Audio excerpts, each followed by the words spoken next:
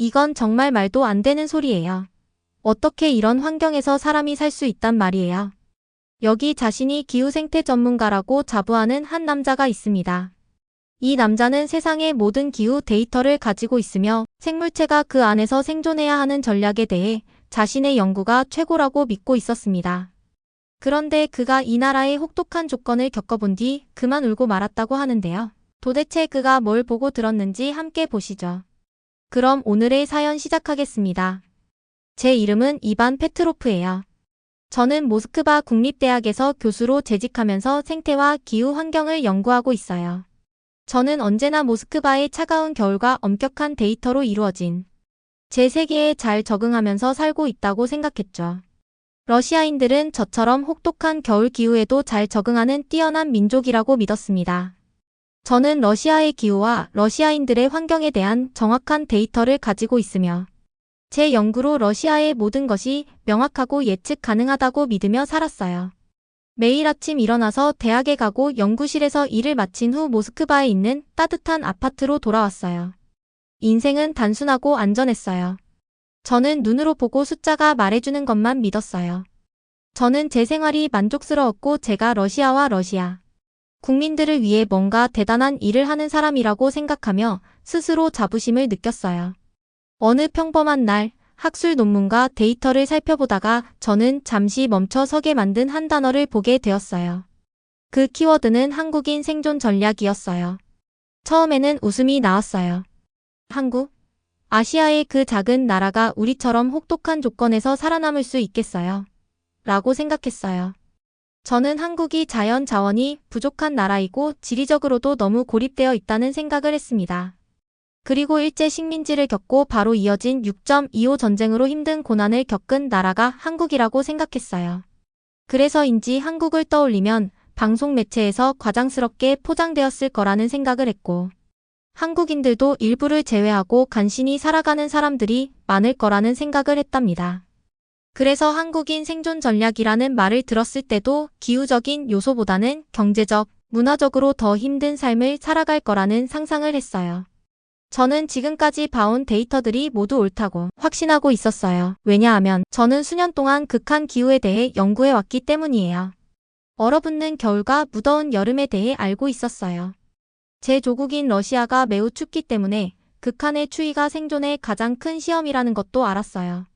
그래서 한국인 생존 전략이라는 단어를 보았을 때 저는 웃음과 불신이 섞인 감정을 느꼈어요. 한국인이 스스로 주장하는 만큼 강할 수 없다고 확신했어요. 강함을 따지자면 한국인보다 러시아인이 더 우수하다고 말이죠. 그날 늦은 오후 연구 보고서를 읽고 있을 때 한 젊은 연구원이 제 사무실에 들어왔어요. 그의 눈은 반짝였고 교수님, 한국에 꼭 한번 방문해 보셔야 해요. 교수님이 생각하시는 것과는 다르다는 걸 직접 보실 거예요. 라고 말했어요. 그의 말은 간단했지만 제 안에 무언가를 일으켰어요. 그의 말을 듣기 전까지 저는 그렇게 쉽게 무시했던 나라를 가보겠다는 생각은 해본 적이 없었어요. 하지만 그의 제안은 너무 분명했어요. 제가 직접 가서 확인해야 한다는 것이었어요. 그의 말에 저는 호기심을 느꼈어요. 그가 그렇게 강하게 주장을 하니까 제 생각이 잘못되었을 수도 있겠다는 의문이 생기기 시작했어요. 그날 밤 저는 그의 제안을 두고 곰곰이 생각했어요. 책과 논문을 다시 살펴보며 다른 세상을 상상하기 시작했어요. 만약 한국이 약한 곳이 아니라 강한 나라라면 어떨까요?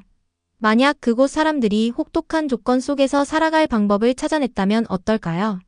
중요한 교훈을 놓치고 있는 게 아닌지 모른다는 느낌을 지울 수 없었어요. 새로운 것을 발견할 생각에 약간의 설렘도 느껴지더라고요. 그렇지만 두려움도 있었어요. 제가 틀리게 될까 봐요. 저는 기후생태학자로서 모든 데이터를 잘 알고 있다고 생각했는데 한국인의 생존 전략이라는 것이 정말로 유효한 결과를 가지는 것이라면 제가 연구와 공부를 제대로 해오지 않을 것이 될 테니까요. 그날 밤이 끝날 무렵 저는 결심했어요. 한국으로 여행을 가기로 결정했어요. 익숙한 모스크바의 세계를 떠나 새로운 곳을 직접 보고 느껴보려고 했어요.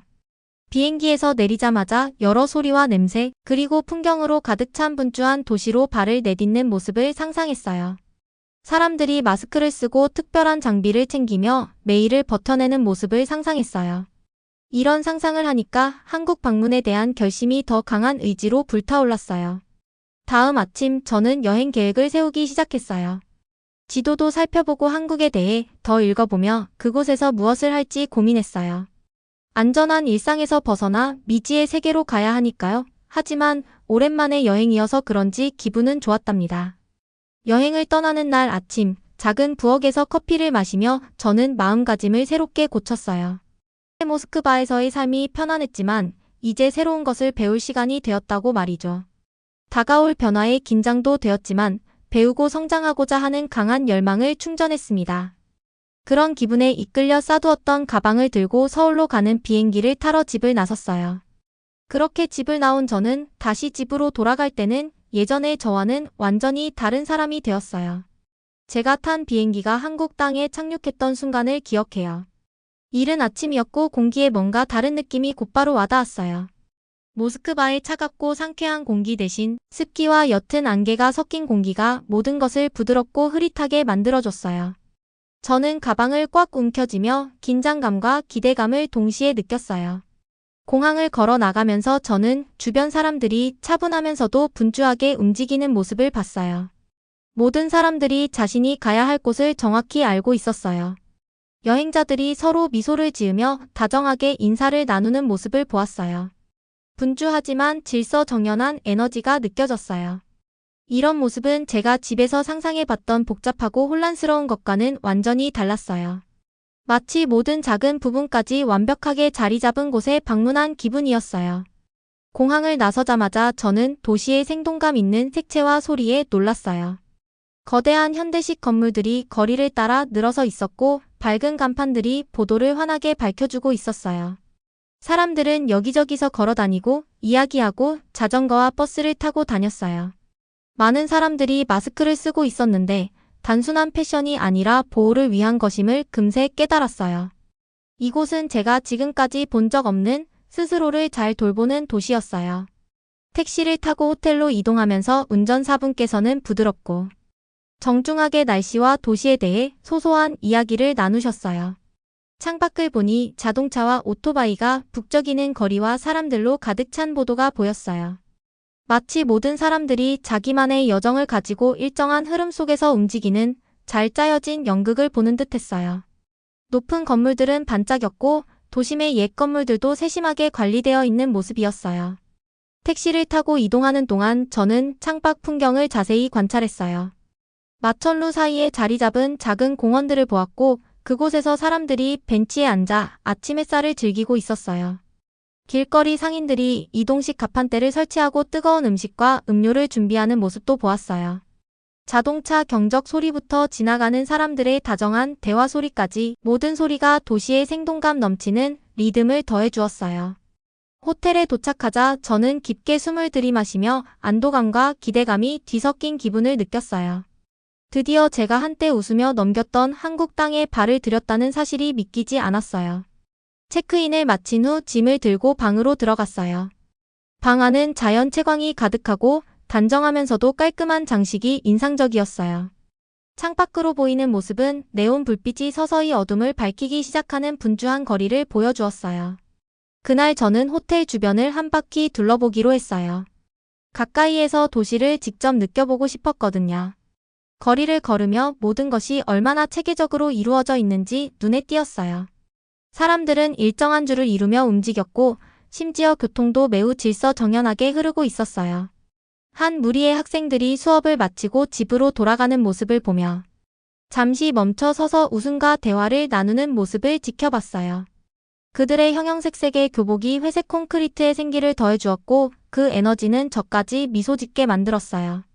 그렇게 걷다가 모퉁이를 돌았는데 작은 카페가 보였어요. 저는 그곳에 들어가 간단한 음료를 주문했어요. 잠시 기다리며 배경으로 흘러나오는 부드러운 음악과 바리스타가 정성스럽게 음료를 준비하는 모습을 지켜보았어요. 카페의 분위기는 차분하고 집중되어 있었어요. 이 도시의 모든 부분, 분주한 거리부터 조용한 카페까지 이곳은 한국이라는 사실을 깨닫게 하더라고요. 하루가 끝날 무렵 제 안에는 변화가 찾아왔어요. 저는 더 이상 멀리서 데이터와 보고서에 기반한 생각만 가지고 있던 외부인이 아니었어요.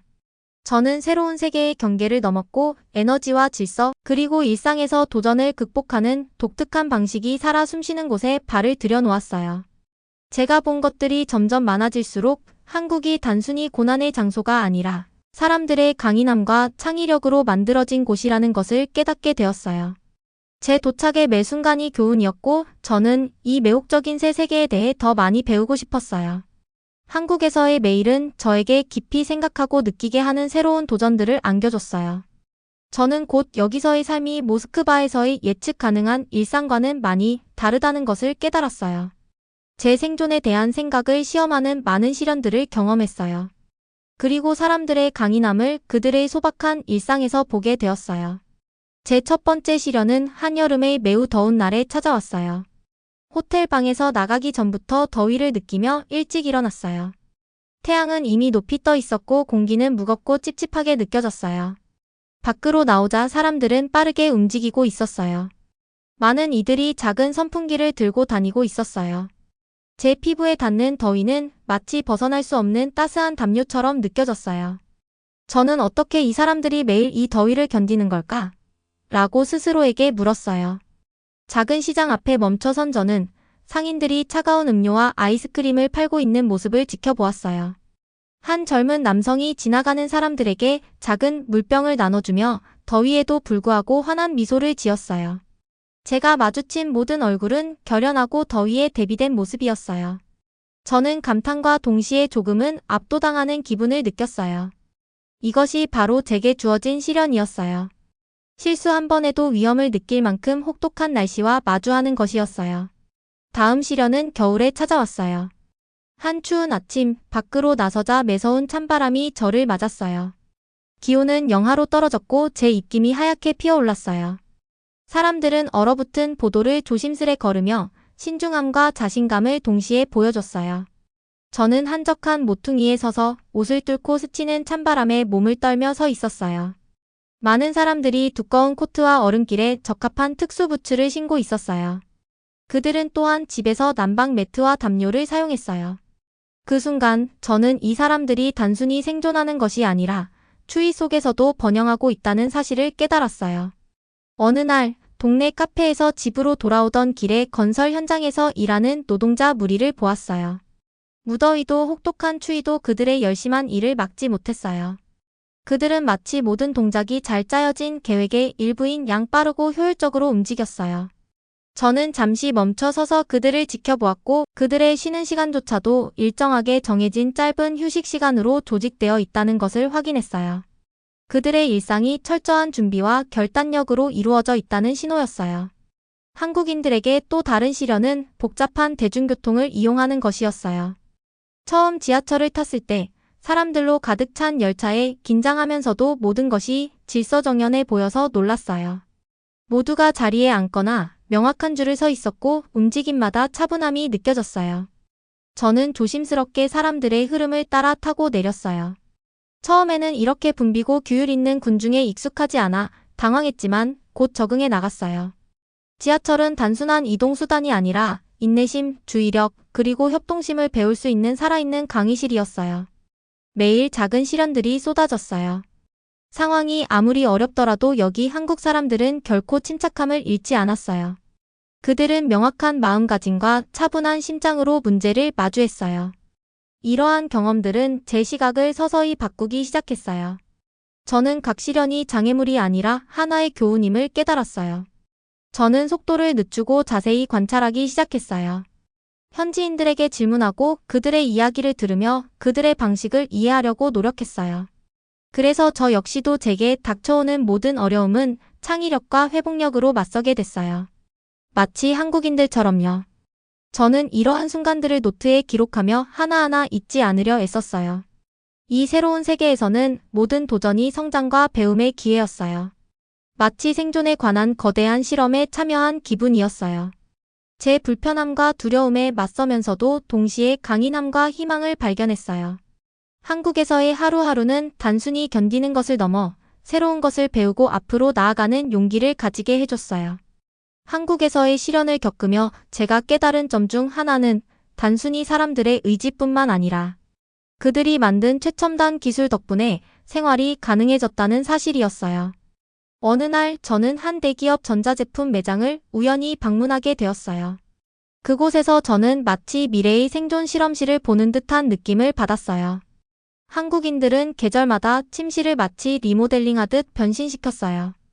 여름에는 냉감 패드, 쿨링팬, 서큘레이터와 같은 제품들이 침실을 시원하게 만들어 주었고, 겨울에는 전기 매트, 온풍기, 온수 매트가 있어 발끝 단위까지 섬세하게 온도를 조절할 수 있었어요. 심지어 외출 중에도 앱으로 원격 제어가 가능하다는 점에 제가 감탄을 금치 못했어요. 이건 침실이 아니라 기후 적응 실험실이에요. 라는 생각이 절로 들었어요. 또한 집안의 바닥을 깨끗하게 유지하기 위한 로봇 청소기와 물걸레 로봇도 인상적이었어요. 삼성 제트봇 AI와 LG 코드 제로, M9 같은 제품들은 단순한 청소 도구를 넘어서 집안의 생태계를 지켜주는 보디가드 같았어요. 심지어 냉장고마저도 대화를 걸어와서 오늘 실내 습도가 높습니다. 제습기를 작동시킬까요? 라고 물어보는 모습을 보고 최신 가전제품에 대한 감동이 더욱 컸어요. 하루 13시간 이상 일하는 한국인들에게 1분의 여유도 소중하다는 사실은 커피 머신, 식기세척기, 그리고 초고속 인버터 전자레인지 같은 가전제품을 통해 느낄 수 있었어요. 이들은 소리 없이 그러나 확실하게 일상에 편안함과 효율을 더해 주었어요. 저는 이 모든 기술들이 단순한 편리함을 넘어 혹독한 기후와 바쁜 일상 속에서 한국인의 생존을 가능하게 하는 진정한 혁신이라는 사실에 다시 한번 확신하게 되었어요. 한국 제품들은 살기 위해 생긴 것들이자 버티기 위해 발전한 기술이었어요. 이러한 제품들 속에 담긴 한국인의 생존 철학은 제가 한국에서 경험한 수많은 시련과 도전들을 더욱 빛나게 만들어 주었답니다. 이처럼 첨단 가전제품들이 한국인의 생활을 재설계하며 어려운 환경 속에서도 품격 있는 삶을 유지할 수 있도록 도와주었어요. 저 역시 이 기술들을 직접 체험하며 한국 문화의 깊은 이해와 함께 큰 감동을 받았어요. 한국에서 지내던 날들이 지나면서 제 안에 변화가 찾아오기 시작했어요. 저는 단순한 호기심 많은 방문자나 회의적인 교수는 아니었어요. 예전에 제 생각들이 무너지고 새로운 생각들이 자라나기 시작했어요. 매 경험, 매 대화, 그리고 매 시련은 이곳 삶에 대해 소중한 무언가를 가르쳐줬어요. 어느 오후 호텔 근처의 작은 공원에 앉아 있었어요. 부드러운 햇살과 살랑살랑 부는 바람이 나뭇잎을 춤추게 했어요. 저는 아이들이 뛰어놀며 웃고 뛰노는 모습을 지켜봤어요. 그들의 순수하고 단순한 행복은 이곳 사람들이 작은 순간 속에서도 아름다움을 찾는다는 사실을 깨닫게 해줬어요. 저는 한국에서의 삶이 혹독한 날씨나 긴 노동 시간만이 아니라 어려운 시기에도 충만하게 살아가는 것임을 이해하기 시작했어요. 어느 맑은 아침, 저는 친절한 택시기사님인 김 선생님을 만났어요. 그는 제게 현지 관습과 도시의 비밀들을 자세히 설명해 주셨어요. 여러 번의 택시 이동 동안 그는 자신의 고난과 승리에 대해 나누었어요. 여기 삶은 쉽지 않지만 작은 승리에도 기쁨을 느끼게 된답니다. 라고 말씀해 주셨어요. 그 말씀이 제 마음에 깊이 와닿았어요. 저는 그분이 이야기한 고난들이 단순한 시련이 아니라 성장할 기회임을 깨달았어요. 어려울 때마다 새로운 것을 배우게 되는 기회였어요. 또한 저는 한 건물에서 일하는 직장인들을 관찰할 기회를 가졌어요. 그곳에서 모두가 마치 한 팀의 일원처럼 함께 일하는 모습을 보았어요. 피곤함 속에서도 따뜻한 미소로 서로를 맞이하는 모습이 인상적이었어요. 어느 날 저는 잠시 쉬는 시간에 지영이라는 젊은 여성과 이야기를 나눴어요. 그녀는 12시간이 넘는 노동 후에도 자신이 이룬 것에 자부심을 느낀다고 말씀해 주셨어요. 우리는 아무리 힘들어도 계속 앞으로 나아가기 때문에 강해지는 거예요. 라고 하셨어요. 그녀의 결연한 태도는 매 도전이 더 나은 미래를 위한 디딤돌임을 깨닫게 해줬어요. 그들의 일은 단순히 일을 끝내는 것이 아니라 미래를 만들어가는 과정임을 알게 됐어요. 제 노트북은 스케치 관찰, 그리고 진심 어린 기록들로 가득 찼어요. 한순간 한순간 제 내면의 변화를 일으킨 모든 순간들을 기록했어요. 한 현지 가정과 나눈 소박한 식사가 하나의 연대의 축제처럼 느껴졌던 기억들을 꼼꼼히 남겼어요. 모든 기억은 점차 한 폭의 그림처럼 제 앞에 나타났고 그 그림은 희망, 강인함, 그리고 단결로 가득 차 있었어요. 어느 추운 저녁, 저는 한 작은 마을에서 열린 커뮤니티 행사에 참석했어요. 쌀쌀한 바람과 혹독한 추위에도 불구하고 사람들은 큰 홀에 모여 이야기를 나누고 노래하며 심지어 춤을 추기도 했어요. 처음엔 어색한 마음에 참여했지만 곧 그들의 따뜻한 미소와 웃음의 리듬에 제 어색함은 사라졌어요. 그 순간 저는 진정한 생존의 힘은 자연에 맞서 싸우는 것이 아니라 삶을 포용하고 서로를 격려하는 데 있다는 것을 깨달았어요. 한국 사람들과 함께 생활하면서 제 마음은 점점 변해갔어요. 저는 여기서의 생존이 단순히 혹독한 날씨나 긴 노동 시간에 견디는 것만이 아니라는 것을 깨달았어요. 오히려 도전을 강인함과 아름다움의 순간으로 바꾸는 것이었어요. 진정한 고난의 보상은 스스로 변화하고 더 나은 사람이 되며 일상 속에서 더 깊은 의미를 발견하는 기회임을 배웠어요. 그곳에 서서 저는 확신을 느꼈어요. 이제 저는 예전처럼 한국의 번영 가능성을 의심했던 사람이 아니었어요. 제 눈으로 진실을 보았고 사람들이 고난을 교훈으로 어려움을 인생의 축제로 바꾸는 모습을 목격했어요. 이 내면의 변혁과 주위의 변화는 제 인생에서 가장 강력한 교훈이었고 앞으로도 평생 간직할 소중한 경험이었어요. 여러 날 동안 한국에서 지내며 저는 제 여정이 마무리되어 간다는 느낌을 받기 시작했어요. 이곳 사람들의 강인함과 창의력에 대해 많은 것을 배웠어요. 이제 저는 집으로 돌아갈 준비가 되었지만 예전의 제가 아니라는 것을 확실히 느꼈어요. 저는 소중한 선물, 즉 도전을 마주하며 얻은 새로운 사고방식과 더 깊은 삶의 이해를 지니고 있다고 생각했어요. 한국에서의 마지막 날, 저는 한때 낯설게 느껴졌던 그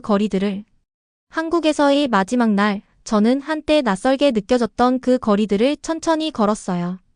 상쾌하고 부드러운 아침 공기와 함께 도시가 막 깨어나기 시작하는 모습을 보았어요. 분주한 시장, 다정한 얼굴들, 그리고 평온한 질서 속에서 매일이 어떠한 어려움 속에서도 강인함은 매일의 자세에서 나온다는 메시지를 전해주는 듯했어요. 마지막으로 만난 택시기사님도 제게 격려의 말씀을 해주셨어요. 공항으로 가는 택시 안에서 택시기사님이 따뜻한 인사를 해주셨어요. 공항으로 가는 짧은 택시 안에서 김 선생님께서는 여기서 많은 걸 배우셨어요. 이 교훈들을 간직하시면 가장 추운 시기에도 길잡이가 될 거예요. 라고 말씀해 주셨어요. 그 말씀에 제 마음은 깊이 감동했어요. 저는 고개를 끄덕이며 근면함, 단합, 그리고 작은 승리 속에 있는 조용한 기쁨을 잊지 않기로 다짐했어요.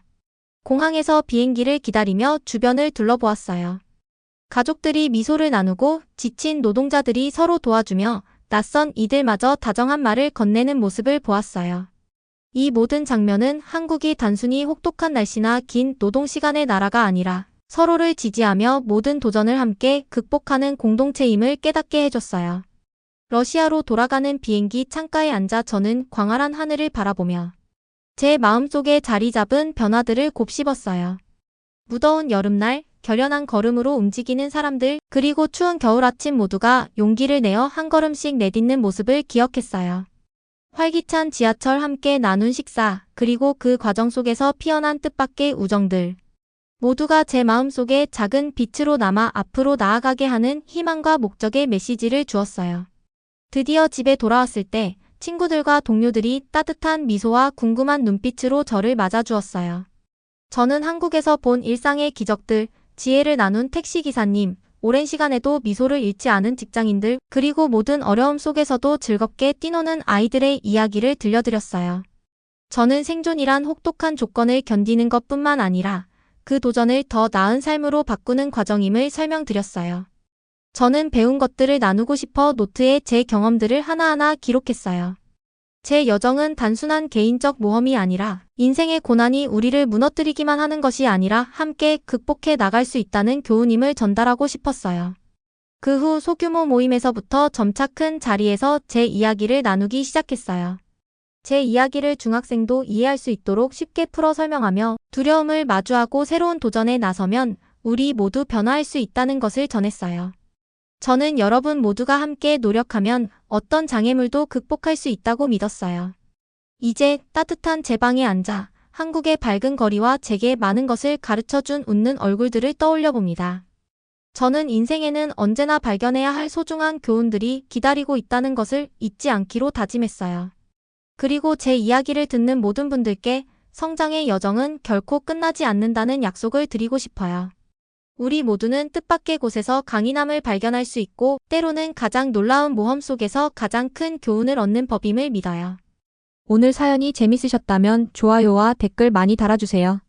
오늘도 귀한 시간 내주셔서 감사합니다.